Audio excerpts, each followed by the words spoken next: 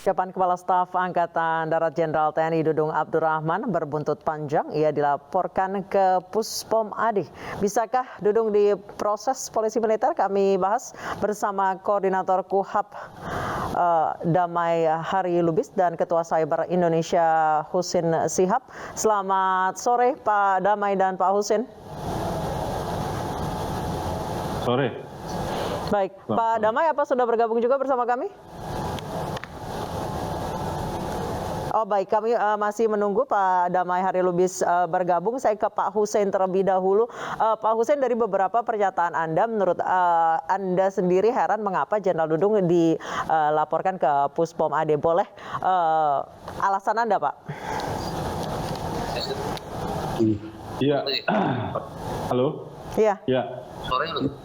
Kalau saya mau bilang, ini kan pernyataan Jenderal Dudung ini. Beliau ini alat suaranya masuk nih. Halo? Iya Pak. Iya, kami bisa mendengar suara Anda. Itu kan, iya, mengenai laporan itu kan ya itu hak semua masyarakat ya, mau melaporan, mau bikin laporan atau tidak terserah mereka. Artinya itu hak setiap masyarakat soal laporan itu. Nah, namun yang menjadi permasalahan itu kenapa pelapor ini sampai bisa melaporkan soal pendapat statementnya Pak Dudung ya. Maksudnya Pak Dudung itu kan di podcastnya Deddy Corbuzier itu kan mau menjelaskan cara bagaimana dia berdoa dengan menggunakan bahasa Indonesia. Baik, menurut Anda jadi konteksnya tidak sesuai ya? Ya, kemudian ini dipermasalahkan karena dianggapnya Pak Dudung itu menyetarakan Tuhan dengan manusia.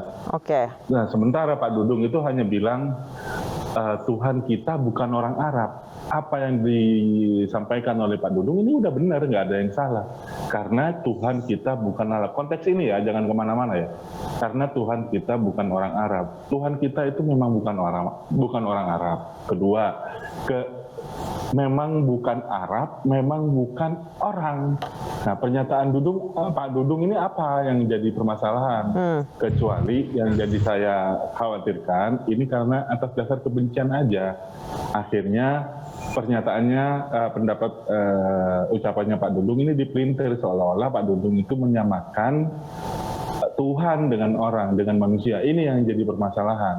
Nah, sementara saat ini penghinaan terhadap Tuhan sendiri itu belum ada pidananya. Siapa yang dipidana soal itu? Belum ada pidananya. Sampai saat ini belum ada pidananya. Ini yang jadi permasalahan. Jangan bawa-bawa kasusnya Ade Armando. Ade Armando memang ditetapkan tersangka di SP3 terus diperapit. Nah, ini kan masih proses.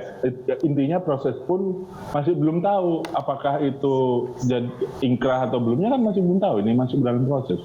Bisa saja kan kasusnya Ade Armando ini udah di SP3 gitu selesai karena memang unsur pidananya nggak ada. Nah, kalau memang ini dipaksain, menurut saya memang ada orang yang cenderung nih keyakinannya yang mengatasnamakan dirinya itu sebagai representatif Tuhan.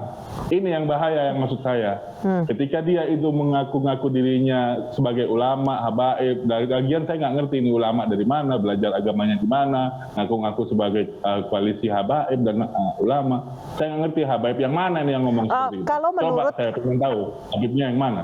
Baik, kalau menurut pelapor Pak Husin ini karena Jenderal Dudung tidak berbicara sesuai dengan tupoksinya, karena dia tidak dinilai tidak berhak mengomentari agama karena bukan Menteri Agama dan bukan Pak juga. Pak Dudung apakah di sana mengomentari agama? Enggak, di sana Pak Dudung tidak Pak Husin, mengomentari. Pak Husin, kita langsung bergabung. Saya kalau nanti di framing, ujung-ujungnya di framing bahwa ini bukan tupoksinya seorang jenderal. Terus kenapa kalau bukan seorang jenderal? Soekarno aja sebagai presiden selalu mewanti-wanti masyarakat. Jadi masyarakat yang radikalis. Baik, kita konfirmasi langsung Pak Husin dengan Damai Hari Lubis, koordinator KUHAP apa? Pak Damai, selamat sore. Selamat sore. Baik, Pak Damai, langsung saja apa alasan Anda melaporkan Jenderal Dudung ke polisi militer? Kami adalah ada asas legalitas Jadi bukan masalah Tuhan yang mana, itu jadi memperlebar, justru membuat semakin keruh. Ini ada undang-undangnya, yaitu pasal 45, pasal 48.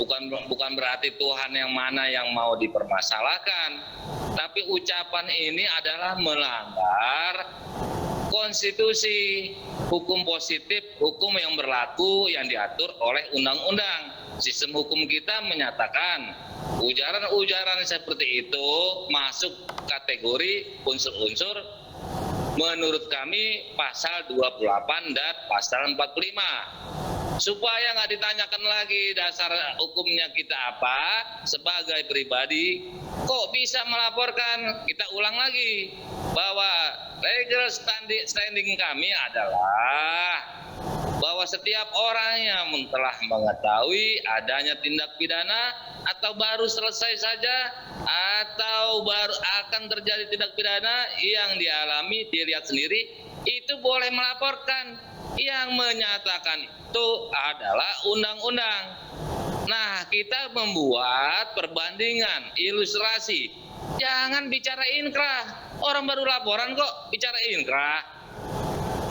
Baik, silakan. Nah, tentu dia mau mengantisipasi. Ya, jadi begini, boleh saya tanggapin ya? Nanti dulu gantian. Sebentar Pak Husein, sebentar Pak Husein. Silakan Pak Damai. Sorry. Kami Armando, makanya belum apa-apa jangan diinkrah. Kalau bicara inkrah, justru kita bertanya, kok Ade Armando sudah 5 tahun tersangka tidak naik-naik? Ketika dinaikkan perkara tersebut, berarti kan sudah ada pendapat ahli yang membuat Ade Armando ditetapkan tersangka oleh kepolisian. Kalau nanya pakai dasar hukum apa lagi, saya nggak berani menyampaikan hukum apa kepolisian tersebut. Siapa saksi ahlinya pun saya lupa. Sehingga Ade Armando ditetapkan yang objek hukumnya adalah sama. Tuhan bukan orang Arab. Seperti itu. Baik, jadi silakan. jangan bicara ngawur pakai asas legalitas, dasar hukumnya apa, jangan framing, jangan keluar kemana-mana ya. Baik. Nggak boleh keluar kemana-mana tuh menyampaikan dasar hukum kita, legal standing kita. Kok nggak boleh kemana-mana? Dasar hukum nggak boleh kemana-mana itu saya balikin tanya, apa dasar hukumnya? Ketika mengupas suatu persoalan hukum tidak boleh kemana-mana. Kalau tidak boleh kemana-mana ini nggak bisa dimengerti oleh hukum, apalagi katanya pengamat hukum. Masa nggak bicara hukum, pengamat hukum itu? Sebutin dong asas legalitasnya yang bertentangan dengan undang-undang itu, yang bertentangan dengan kapan ada. Kalau mau bicara inkrah tadi, bicara dengan Armando, kenapa nggak dinaikkan? Baik, baik, Pak Damai. Baik. Status hukum sesuai KUHP. Baik, Pak Damai. Baik. Menjadi terdakwa itu memang harus lewat tersangka. Nah, Baik, untuk Pak Damai. apa? Itu yang bukan tupoksinya. Baik. Saya Itu boleh bertanya ya? Halo? Baik, Pak Damai, kita beri Pak Damai. kesempatan ke Pak Husein untuk menjawab. Silakan Pak Boleh Husein saya langsung. bertanya? Boleh saya bertanya terkait pasal apa Pak Dudung dilaporkan? Pak Damai. Halo? Ya, Pak Husein Terkait silakan. pasal apa Pak Dudung? Pak, boleh saya bertanya terkait pasal apa Pak Dudung dilaporkan? nah begitu, pasal 28.